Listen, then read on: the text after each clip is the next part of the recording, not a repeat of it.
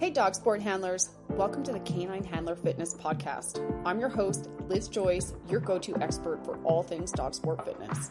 Whether you're running agility, doing protection work, tackling search and rescue, handling a tough tugger, or just looking to build strength for a lifetime of adventures with your dog, remember, you are half the team, and I'm here to help you stay strong, mobile, and injury-free. Join me as I break down the unique demands of handler fitness, speed, strength, endurance, and everything you need to perform at your best, both in and out of ring. Let's stay strong, stay in the game, and keep doing what we love. Let's dive in. Hey friends, and welcome back to the podcast. Today we're kicking off our second monthly challenge in the All Access Pass, and this one I love. I think it has the potential to make your December and also how you head into 26 just totally different, but in the best way possible. So this is what the challenge is. 1 time per week for every week in the month of December. Do one active thing with somebody that you care about. A friend, a new friend, an old friend, reconnecting with a friend. It might even be somebody within the All Access Pass that's local to you, but that's it. You plus someone who matters to you plus movement. This is why it's so powerful. Because the biggest and the very best fitness hack you can ever have is your friends, your social circle, your people. It's who you spend time with, who you move with, and ideally they're going to make being active feel normal, fun, supported, instead of just one more chore on your plate. And even worse than that, if you're running in a circle right now that isn't very active, not only is it one more chore on the plate, but it's one more chore that also leads to you having less social connection, which generally are things that are not going to stick that great. The friendships that you have and the friendships that you make and foster will shape your habits almost more than anything else in your life. They can pull you forward, fuel you, stabilize you, challenge you, bring joy to things that otherwise feel sticky in the moment, and make the entire idea of a healthy lifestyle feel effortless. The difference between hanging with a health-focused group who does active things together versus one that socializes at a pub and isn't very active is when you're running with people who are active as a part of their lifestyle and choose healthier habits. These people are going to tend to want to go hiking with you on the weekend, or try a new workout class, or meet up and do some fast and agile workouts. I see you girls. And then after, try different healthy restaurants. You get to take care of yourself and build good social networks versus people who socialize at maybe pubs. You're going to be going out to consume foods that are likely not in alignment with your goals, alcohol, which typically also is not going to be in alignment with your goals, and leave that situation feeling socially connected, but physically kind of in the dumps. And this is the real core of that challenge, is building and fostering friendships and connections that naturally reinforce movement, health, and longevity. Because white knuckling it through December just really sucks. I mean, those family dinners are enough on their own. Am I right? All right, let's get into it. We're going to talk a little bit about some science here. The holiday season can be very chaotic and also indulgent. And for a lot of us, emotionally heavy. This month of the year is just a lot all around. But I got some stats for you that are going to bring some attention to research that is constantly screaming that movement matters, but connection matters just as much and maybe even more when we're talking about lifespan and also your health span. The WHO has identified loneliness and social isolation as a serious global health concern. Right now, roughly 1 in 6 people worldwide struggle with meaningful connection. We are a social creature. This is not good for us. Loneliness is not just an uncomfortable feeling, although it is absolutely terrible. It's also a health risk. They did this huge meta-analysis of over 2 million adults and found that social isolation increases the risk of early death by 32%, and loneliness itself increases the mortality risk by about 14%. But check this out. Research from the National Institute of Health found that adults who regularly participate in simple social leisure activities had a 13% lower risk of death over 12 years. That's pretty significant. Things that fit into the social leisure activities are racket sports. They're huge. Tennis was top of the list.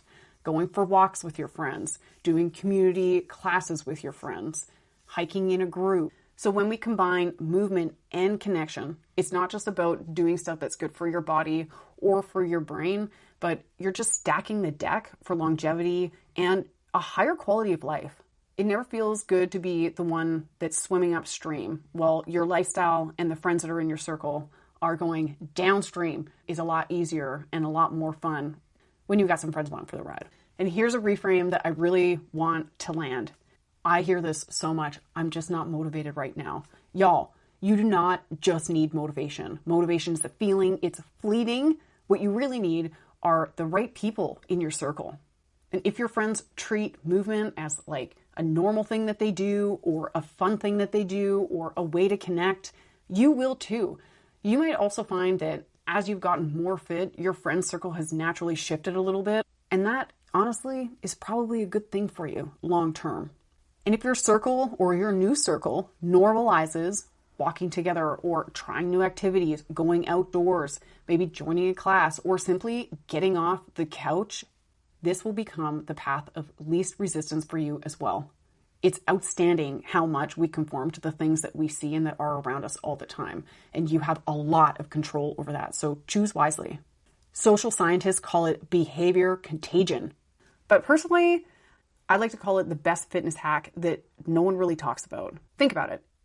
If your friendships were supportive of health in terms of regular workout schedules, a good bedtime, appropriate water intake, not drinking a lot of alcohol, and healthful food choices, your habits are going to get a lot easier. And what happens with that is that the consistency will improve. And life and the chore of taking care of our body just feels lighter. It's just a part of what everyone around you is doing. That's what this challenge is about. It's a way for you to intentionally practice that, be aware of what it is that you're doing, and maybe even rewrite the tone of 2026 before January even gets here. And these are 3 big reasons why this is going to have an impact on you. Number 1, again, it's going to foster friendships that make fitness feel effortless. And this is really like the sexy part. When you have a circle of friends that are around you who love being active or at least enjoy making movement a part of connection, you're going to build a lifestyle where fitness is woven into your relationships. So it's social, fun, becomes a part of your norm, a part of your day-to-day. And the norms in life are really powerful. This challenge is all about strengthening the relationships that reinforce the life that you want. We understand positive reinforcement so much from our dog training, and we're smart, y'all. We can figure out how to use positive reinforcement and how we set up our social situation so that we're ahead of the game, and this is a great opportunity for you to do that. Number 2, it breaks loneliness. I don't know about y'all, but December can feel exciting and really fun, and a lot of people that I talk to are really lonely this time of year.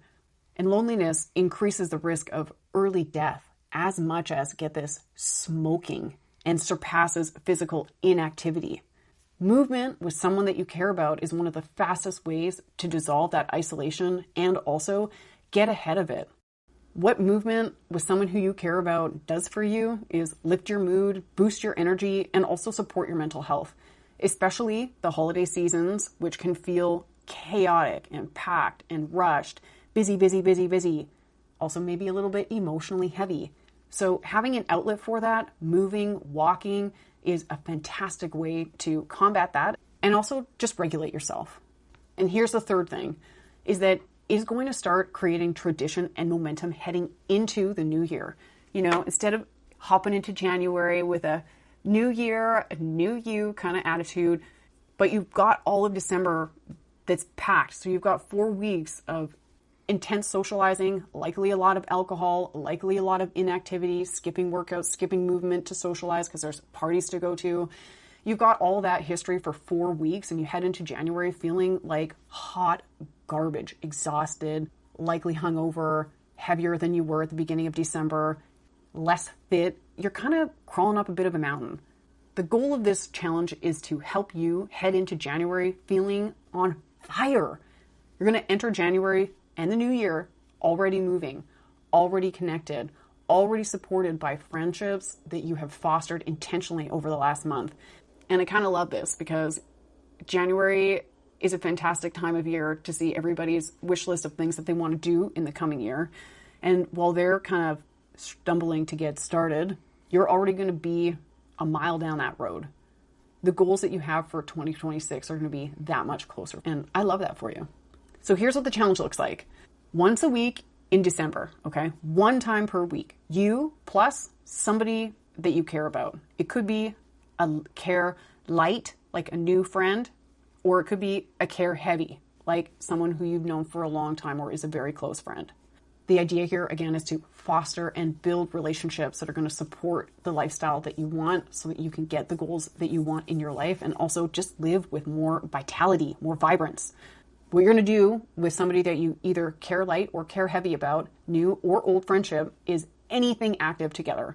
This could be a walk, a hike with your dogs, a yoga class. You could try a dance lesson. You could go skating, snowshoeing. You could even grab a hot tea and go for a walk around the block. Or if your friendships are long distance, even a phone call and going on a walk at the same time. It's a walk date, but on the phone. Just pick something that feels good, something that it's nourishing for you. So when you look back the week before, you're going to be like, that was really fun for me. And people like doing different kinds of things. Of that list, my preference would be something that's more on the adventure side of things.